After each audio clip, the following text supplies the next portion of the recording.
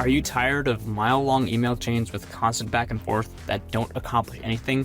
Or do your emails get consistently ignored? If you answered yes to either of these questions, then you'll want to join Naman and Jenny Ray on this episode for a special email writing workshop.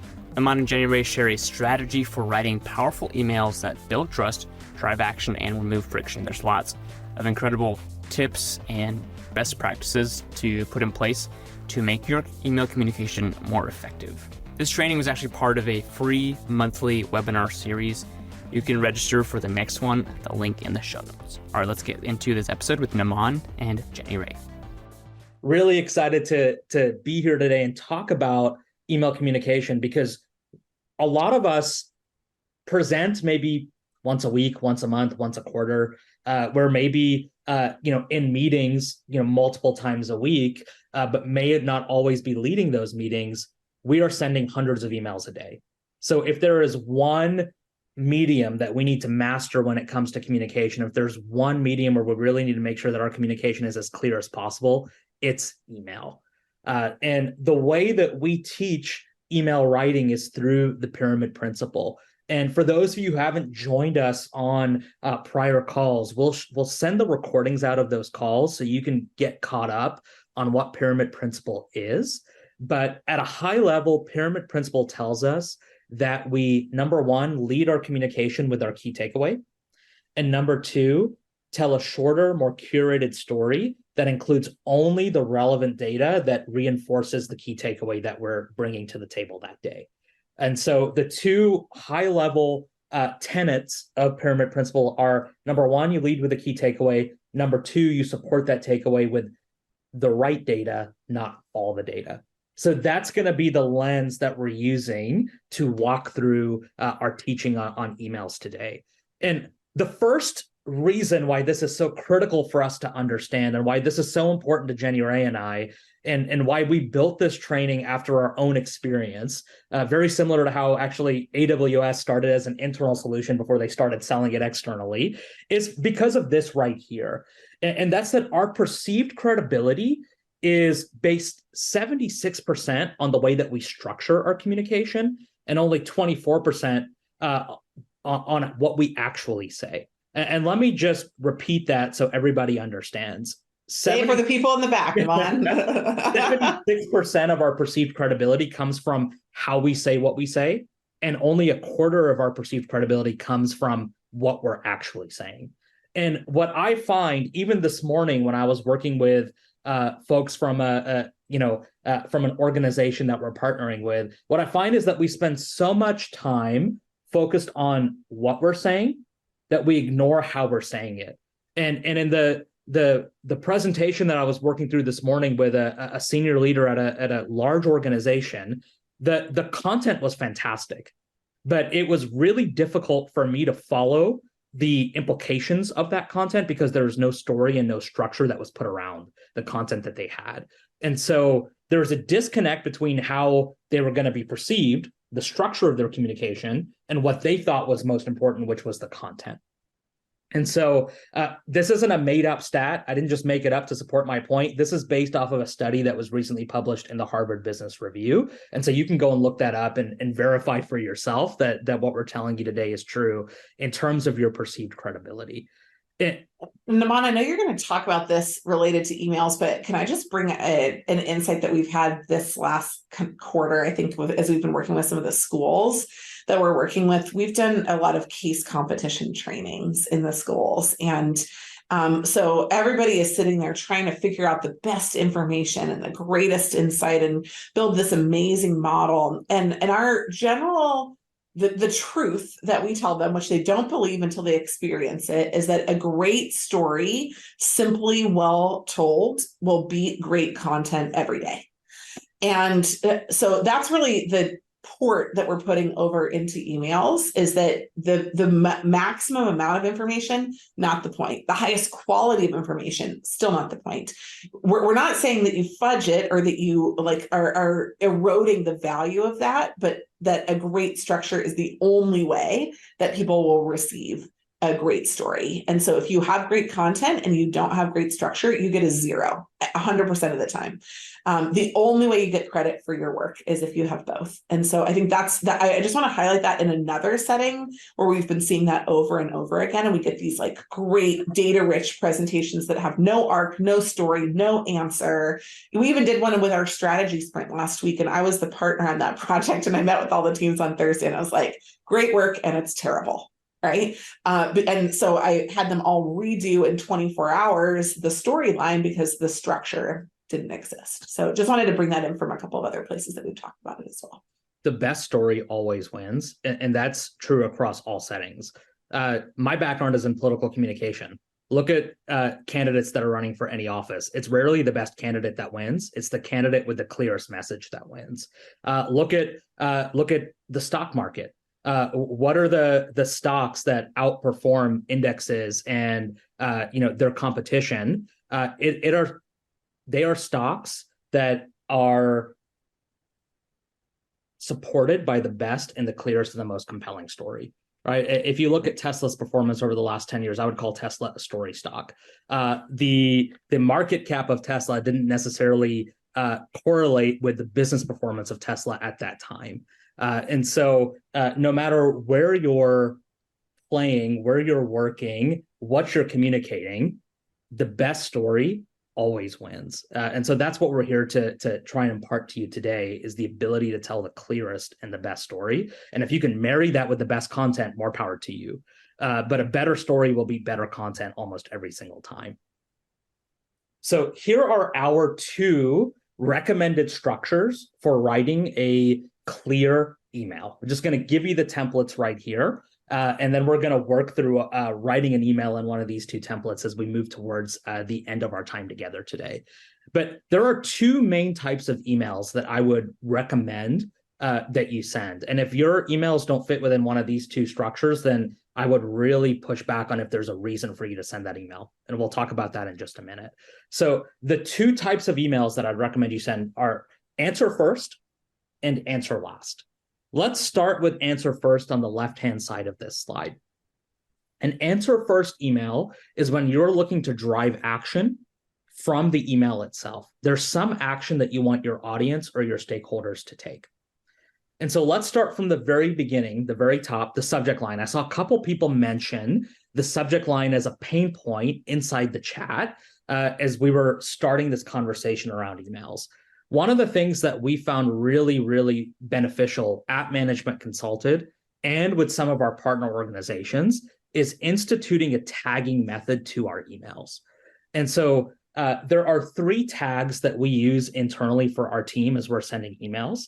There's an action tag, a meeting tag, and then an info or an update tag. And so inside of my subject line, in brackets, before I get to my subject line, the first thing that I include in brackets is either an A, an I, or an M. And our team internally knows what A, I, and M stand for. But if you need to build that out a little bit, A is action, I is information, and M is meeting. And so just from the beginning of the subject line, my audience and my stakeholders understand what it is that they're going to be asked to do coming out of that particular email. And if you use your inbox as a to-do list, if you're looking at your inbox from like a 30,000 foot view, it helps you triage your day, your week, and your month, because you can see, okay, I'm going to click on the action requested, the action-oriented emails first, and I'll catch up on all my update emails at the end of the day. Or never. Or never. You're able to help your audience focus. I like to say clarity is kindness. So the clearer you are, the kinder you're being to your audience. But if you build a reputation for sending emails that are meaningful, whether they're action or update oriented, even your update emails will get read. But if you haven't built a reputation as someone who always sends meaningful emails, then yeah, your update emails won't get read. So one of our goals today is to help you build a reputation, either internally or externally, where people know, okay, every time Jenny Ray sends me an email, there's something in there I need to know or I need to do. So I'm going to open the emails that she sends me, but I'm going to maybe open the update emails a little bit later. But if she hasn't built that reputation with me, then yeah, I'm absolutely going to ignore the update emails. So one of our goals today is to not just help you drive faster action, not just help you clarify for yourself what you want to communicate, but actually help you enhance your reputation with the stakeholders that you're interfacing with. So let's dive a little bit deeper now into this action-oriented email here on the left-hand side of the slide. So I start it with a tag, start the subject line with a tag. Action requested is my preferred way of doing that.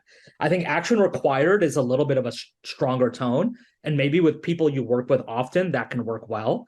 But with folks who you don't have that kind of relationship with, I like to soften it a little bit and say action requested, or maybe just even action. And then after the brackets, my subject line is my ask. So the content of my subject line is exactly what I'm going to ask for in the email. We'll skip over name. I think we all know what name is. I'll skip over that. And I want to get to this point here that I think is critical. Writing an email in this format is not an excuse to be rude and doesn't require you to be rude. So if I'm writing Jenny Ray an email, I can write her an email. I can say, Jenny Ray, I hope you had a great weekend. Jenny Ray, I hope you're gearing up for a wonderful Thanksgiving. I hope your week is off to a great start, right? This type of structure does not preclude me from including pleasantries inside of my email communication, but it does focus me and give me a structure to operate within. So my first line can include her name and include whatever small talk or pleasantry I want to include. And then after that, I get right to my specific ask. Well, here's why I'm writing you this email. There's something I'd like you to do. Jenny Ray, can you please review the deck for Tuesday's email call by Monday at 5 p.m.? What is it that I'm asking you to do? And I'm going to give you a deadline associated with the action. One of the secrets I found to effective communication is everything should include a deadline, even if it's a 100% arbitrary. Again, what am I doing? I am helping my audience, my stakeholders, plan and triage their days and their weeks. And I'm being really, really clear with what I'm asking for and by when I need it. If I don't include a deadline, there's a critical component to the action that's missing, which is the timeline. So do the thinking for your audience and give them a deadline, give them a timeline. Underneath that specific ask, I include 2 to 3 bullet points that really touch on two different themes. Either why that ask is important for Jenny Ray to complete by Monday at 5 p.m. and or how she can execute it. So sometimes our audience needs to know why we're asking them to do what we're asking them to do so that they can understand the importance of it. And often they also need to understand how they need to do what they're being asked to do. So those 2 to 3 need to know facts can answer 2 questions, the why and the how. And I really limit myself to a maximum of 3 need to know facts. Those of you who are on this call that have been in our kind of 8-hour, like full-blown corporate trainings know this well, that we are big believers in the rule of 3. If you think of stories that you've grown up interacting with, you think of the theater, you think of Hollywood. If you think of numbers that you have memorized, whether they're credit card numbers or phone numbers, you'll find that Hollywood and the arts, theater, tell stories in 3-act structures. Human beings are wired to respond to stories in parts of 3.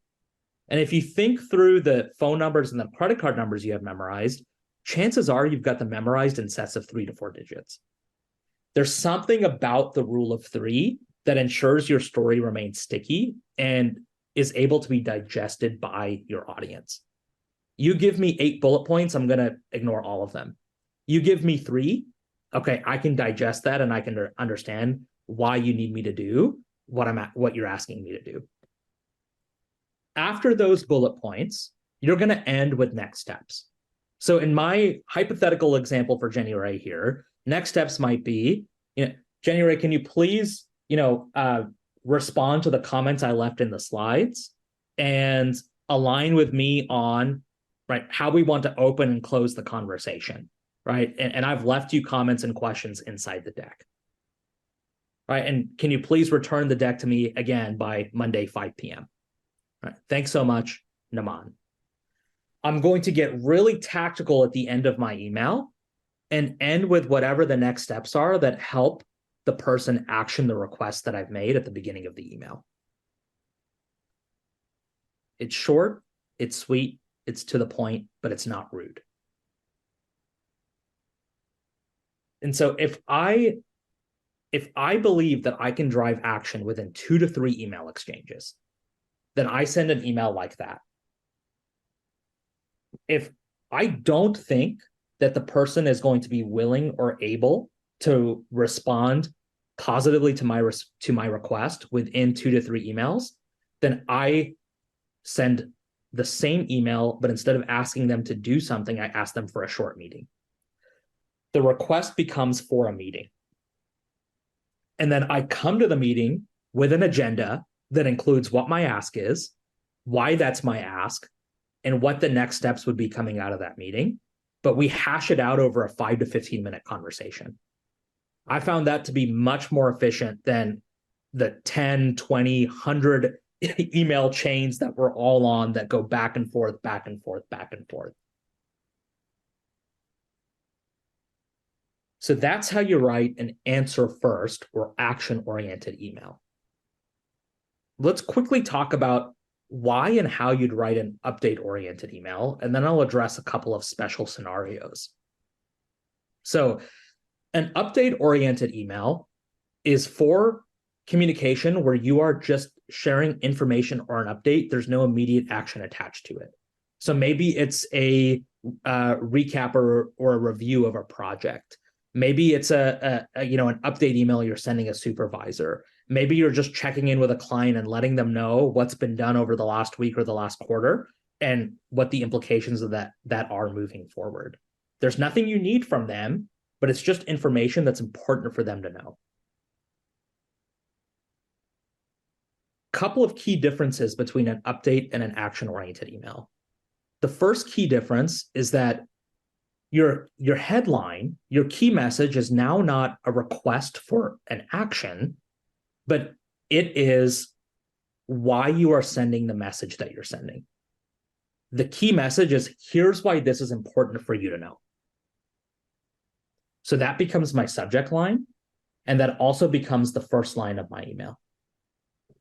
The bullet points underneath that first line then become the actual heart of the update. What are the 2 to 3 need-to-know facts that comprise the update? What's the data? What is the information that is so important for you to know? Here it is in bulleted format, easy for you to digest, hopefully categorized, and easy for you to read even on a mobile phone. After those bullet points, I still end with next steps. They're just mine. So as a result of this information, as a result of this update, here's what I'm going to do next week. Here's what the next phase of the engagement looks like. Here's what changes moving forward in terms of this project. There's nothing I need from you, but here's what I'm doing as a result of this. What a fantastic way to build trust with senior leaders, with managers, and with clients. Giving them visibility into what's happening, being transparent about what you're going to do next, and giving them a chance to confirm or readjust your thinking if they want. But really sending the message, hey, everything's okay. I've got this. Leave me the heck alone. That's really the reason you'd send an update-oriented email. And if you are relatively new inside of a team or an organization, one of our recommendations for you is that you write this kind of email every day your first 90 days on the job. I wouldn't send it every day, but I would write it every day to ensure that the work that you're doing aligns with what your stakeholders find important and with the overall mission and goals of the team or of your leaders.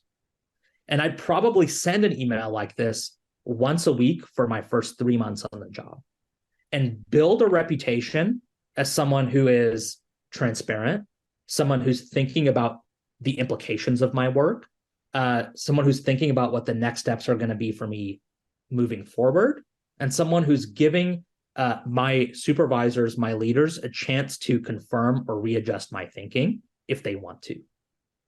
And you'll find after 3 months, you would have built an incredible amount of trust. And instead of me as a leader feeling anxiety when I don't hear from you, you would have built a reputation as someone who's on top of their stuff, someone who's thinking about the implications of their work, and someone who understands the importance of what they're doing. And I won't need to see this email after your first 3 months on my team. But that'll really just enhance your influence, your effectiveness, and the trust that you're building inside of a team or a relationship, just by sending a simple email like this. We'll be right back after this quick break. Have you ever heard a new digital trend and thought to yourself, okay, does this really matter? Asking the right questions helps you cut through the noise and get down to what matters most. I'm Jim Hertzfeld, host of the What If, So What podcast, where we discover what's possible with digital and figure out how to make it real by asking what if, so what, and most importantly, now what? Subscribe and listen, and together we can turn big ideas into tangible actions so you can get shit done. Hey, Strategy Simplified, taking a really quick break here from this episode to invite you to join the professionals at Hershey, American Express, eBay, and over 50 other organizations who work with management consultant to improve the effectiveness of their communication. Our team will help you win the trust of key stakeholders and clients, deliver a message that drives action and alignment, and advance your team's agenda. Schedule a free 15-minute call with a member of our team to learn more about a tailored training for your organization or for yourself. Link in the show notes to learn more. All right, let's get back to the episode. Now, I'm sure that some of you are thinking, okay, this all sounds great, but there's a couple of special scenarios here that I want to bring up. And so here are a couple of scenarios that I often hear when we're talking about email communication. The first is, I'm often sending emails to large groups of stakeholders, and it's very easy for the group to go off on rabbit trails. And the original email that I sent with the original ask is not where the conversation ends up going on the thread. What do I do if that ends up being the case? Couple of ideas for you. The first is to set up a shared doc that you can invite people to leave comments, questions, and updates on, that dynamically updates as a reference for folks along that topic. So instead of going back and forth in an email 100 times, if you know you're going to be requesting feedback from a lot of people, or if you know that the conversation is going to go down rabbit trails, you can initially set up a Google Doc or another type of shared document that invites people to leave feedback in one place, where it's easy to categorize and easy for everybody to follow. I've even in the past set up a Google Doc where I've beforehand left a specific number of lines for each person that's on the email chain, so that just psychologically, they know they've got 2 lines to leave their questions or their comments, instead of just an open-ended doc that's an infinite number of pages long. So one solution or potential solution to maybe some of the rabbit trails you're seeing in email chains is to set up a shared doc ahead of time. Another one is to be the instigator of a new email chain when the subject changes. And I found a great way to do this is just when I reply to an email to just change the subject line. And it shows up in my inbox now as a new conversation and reminds everybody about what the ask has now become for this particular topic or this conversation. So food for thought there, just in terms of a couple ways that you can control and wrangle some of the large stakeholder groups that you're emailing, as you move throughout your week. I'm going to pause there, and I'll just let Jenny Ray speak to this if there's an anecdote or insights that she'd like to share. I just think the key here, we just spent a ton of time on this slide, right? 15 minutes on the slide. That's a long time for y'all in the presentation to be listening to it. So I just want to layer on one thing. the number one job when you're writing an email is to figure out what the action is that needs to happen after it. So, and then the second job is to figure out whose action it is, right? Is it your action or is it somebody else's action? So if you need them to give you something, if you need an approval, if you need budget, if you need input, if you need whatever, then make sure that it is an action-oriented email. There really isn't another way to do that kind of email. If you need something from somebody and your work is going to be held up until that is done, that's it, right? So first job is what needs to happen, and second job is who needs to have it happen. If the job is yours and you're basically like, look, I want to let you know that I'm adding value, I'm doing great work, and I'm just charging along, stop me, but otherwise I'm on my way, then the second format is the right one to do. So really answering those two questions: what is the action that has to happen out of this email? And then, whose action is it? And really, if one of those two things isn't in play, if there is no action from either them or from you, don't send the email. Like, part of your job for sending better emails is to send only the emails that really need to be said. And so Naman really layered on how to write a great email, how to explain the differences, but I just wanted to make sure I called those to attention. Yeah. Well, Jenny, you're jumping ahead, right? There's only 3 reasons to write an email, and here they are. Right. Either I can drive immediate action. If I can't drive immediate action, but still need to drive some kind of action, I set up a meeting, or I'm building trust. And I'm just say, hey, like you said, I'm charging along, put up the stop sign if you want, but if you don't, I'm going to keep on going. And if your emails don't fit one of these 3 purposes, we'd really challenge whether that email needs to be sent at all. And so you're right. It's important to know how to write the email, but it's just as important, if not more important, to understand what email to write to begin with. So short reminders for everybody just on one slide. If you're writing an email, make sure it's titled explicitly. To Jenny Ray's point, make one specific ask at the beginning. If you're going to ask me for, generally speaking, multiple things, I will get distracted and not give you anything that you want.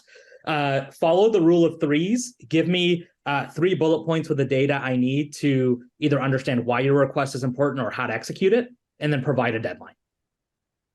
If you're checking these 4 boxes, you're ahead of 99% of people who we work with in terms of email communication. And you're going to find that you get faster and better responses to the emails that you're sending.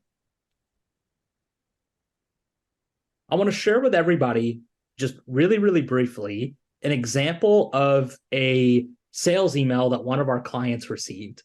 And so you'll see this example here on the slide. And if y'all just want to pop in chat what you like or don't like about the email, let's take 60 seconds to digest this. There's a lot going on here.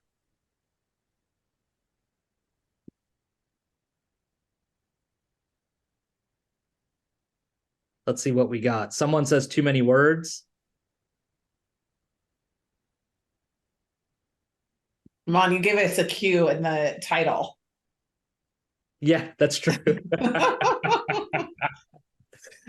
Now nobody has the psychological safety to say that this is a great email, the best they've ever read. We'll be right back after this quick break. Hey, you. Yeah, you listening. Do you like personal finance or real estate? Are you itching to build wealth and create a better life for yourself or your family? Then you need to come check out the Life, Money, and More podcast with real estate agent, YouTuber, and actor Sage Weiss. This isn't your average finance show. We dive deep and do not sugarcoat topics around money and life. The Life, Money, and More podcast releases 2 episodes a week just for you, because we're all about helping you win in this crazy world we live in. Come join the thousands of listeners on the Life, Money, and More podcast. I'm liking what I'm seeing here in the chat, and some themes that I'll just call out. There's a lot of text. Too much. There are grammar mistakes. I would have stopped reading this email after the first word because the I is not capitalized. We had people asking us about cold emails. If you open an email by telling me your name, all that tells me is that I don't know you, and I stop reading. So if you are doing any kind of networking or cold sales outreach, I wouldn't start with my name. The bolding is confusing. There's a lot of it. There is a lot of jargon. Too much, right? Yeah. How much bolding is the right amount of bolding? So for me, I've often found that it can that the most helpful thing to bold inside of an email is the deadline, just to anchor people on what the kind of timing guidance is for the request. But outside of that, I don't do much bolding at all. Yeah, I'd say 1 to 2 bolding, if not just the deadline, always the deadline, but then maybe the action too. If there's a specific action, if there's 3 actions, then you don't bold all of those, you just bold the deadline. But here, the bolding has lost its power because there's too much of it. I talked to this particular client, and he didn't understand what some of the jargon was inside of this email. So he did not know what CMMI meant. Beware of the curse of knowledge. That's not a new concept, but I'll just very, very quickly explain it for folks on here who aren't familiar, which is, right, in this example, Sophia's level of knowledge in her industry is like 9 out of 10. Like, she's very knowledgeable. And David, who she's writing here, probably has a 2 or a 3 out of 10 knowledge level on the same domain. So she thinks that she's dumbed her message down to like a 5 out of 10 in terms of expertise. And she's like, I'm making this really clear. My level of understanding is at a 9. I'm communicating at a 5, without realizing that David's level of understanding is at a 2 or a 3, and it's still way over his head. So beware of the curse of knowledge. You know more about what you're writing about than probably your stakeholders and your audience do. So keep a critical eye out for jargon that you're using, for specialized language that you're using that is second nature to you, but may not be second nature to your audience. And really try and simplify and distill your message down to where anybody can understand what it is you're asking them to do. Bullet points here are also weird. They've got a line through them, makes it look like a negative. There's a lot going on here in this email. You've also got the ask at the very bottom, which I never would have gotten to.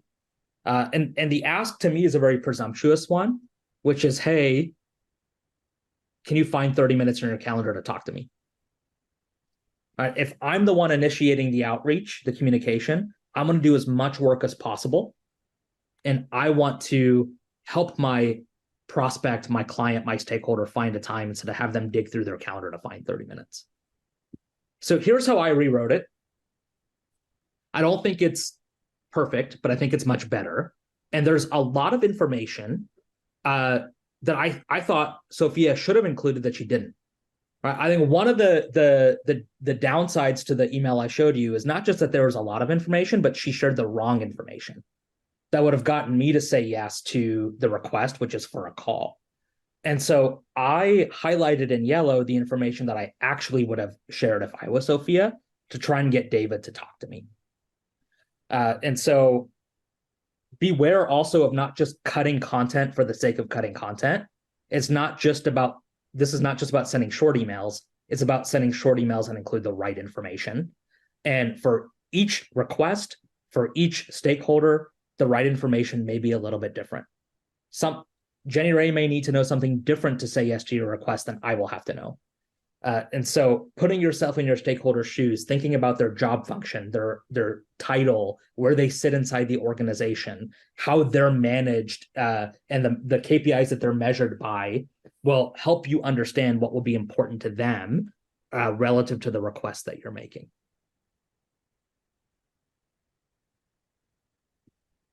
Overall, we found that specificity drives action. So the more specific you can be with the request that you're making, the more specific that you can be with the time and the day you're asking for a meeting, the more likely you are to get a favorable response. So 3 quick examples. In the venture capital world, if everything else is equal, you're more likely to get funded if you ask for $1.15 million than if you ask for around $1 million. Why? You're asking for what's perceived as a more specific number, even though it's higher, and it sends the message that there's a purpose to every dollar you're asking for. Folks who are experiencing homelessness are more likely to get a favorable response from all of us if they ask us for $1.50 for a cup of coffee than if they just ask us for loose change. The more specific they are, the more likely we are to respond favorably. The same is true with charities and nonprofit organizations. If you'll notice with the organizations that you support over the last decade, they've gotten much better at tying your donation to a specific outcome. This is going to put school supplies in one backpack for 1 month. And they've also gotten much bolder at asking for what I would consider weird dollar amounts. Like a lot of the organizations that my wife and I support, we used to support them at like $30 a month, and now it's like $33 a month. Now it's like $42 a month. Part of that is because expenses have gone up, but part of that is because they're tapping into this behavioral psychology that the more specific they can be with the request, the more likely they are to get a yes from me. And so keep that in mind as you're putting your emails together. Specific requests, specific timing guidance, it will be more likely to get you a quicker and a better response. Well, I want to give folks 3 to 4 minutes here in the session to write or rewrite a draft email you need to send this week. Maybe you've been putting off writing an email because it's going to take too much thought, or because there's a lot you have to pull together to write in a concise and clear way. We want to give you a few minutes here just to work on that now. And then we'll end with a short discussion and Q&A. Maybe you just even run into challenges here over the next 3 to 4 minutes as you're writing a draft email and you want to workshop through those with us. We'll give you an opportunity to do that here in just a couple minutes. So I'm going to put 3 minutes on the clock, give you a chance to apply this immediately, and then we will move on.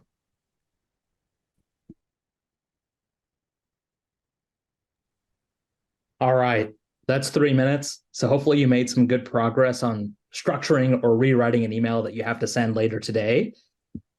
Liz, do you want to share your email in the chat if you don't mind, and we can take a quick look at it? Or you want me to just copy and paste it in the chat? Yeah, if you don't mind. And as you're doing that, is there additional context that we need to know around who the stakeholders are, any kind of historical relationship that would be helpful for us to be aware of? Sure. So this is a follow-up on a deadline that was provided in our prior meeting for submission of topic outlines. They're all contributors towards various training topics that they've each been assigned to tackle, essentially. And the deadline is coming due this Friday. But out of that meeting, there were these 3 action items. And I've got the very first one being high priority. That's the one we absolutely need for this Friday. Is that enough of a That's context? helpful. Yeah, Okay. would love to take a look at the content. Sure. We'll take just a minute to see here. Absolutely. I'm just going to pop it in here. Oh, and I choose everyone. Is that right, or just you? That's if you're okay with everyone seeing it, which I think you are, then yes. Yeah, there's nothing tell me if this came through. Yep, there it is. Okay, great. Okay. And I have to say that the subject line I chose to write is in square brackets, action items. That's what I was referring to a while ago, action items. Provide topic outline by November 17th. Like I highlighted the most pressing of deadlines. And then, in reference to development of go-to-market trainings. So action items, provide topic outline by November 17th.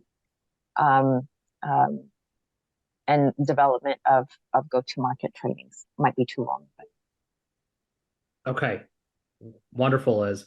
I couple changes I'd recommend here. Sure. I think I'd elevate I would bucket the ask, because you've really got 2 specific asks here. It's the outline and it's the key contact. Yeah. So I'd say, team, as per what we agreed to in our call, you can even skip that. Just say, team, just a friendly reminder. Yeah. Please complete the following 2 action items by this Friday, November 17th. Okay. And Right, bold that. first. Yep. Yeah. First, provide your outline here. Maybe it's a hyperlink, right? And Right. then Yeah. on slide 4. Yeah. And I think one way you can clarify, Liz, the ask is not give people too many options. So you're giving them the option to input it themselves or send it to you. And I just let them input it themselves. Okay. So And if they have issue, they know to contact me they anyway. know to contact you. Yeah, exactly. And then the second one would be identify key contact for your topic group, or maybe identify key contact and potential SMEs for your topic group. Yep.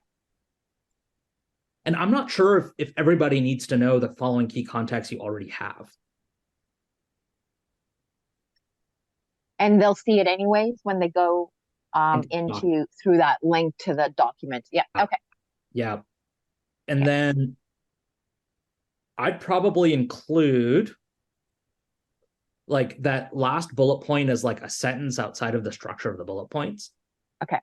And I would just say almost as a next step, right? Like, in addition, if you experience any other issues in regards to completing content by mid-December, right, please let me know.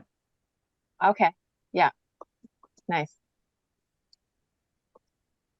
Got it. And I think we were able to maybe cut that in half and increase the clarity as well. Yeah. I appreciate that. Thank you. Absolutely. Thanks for sharing your work with us.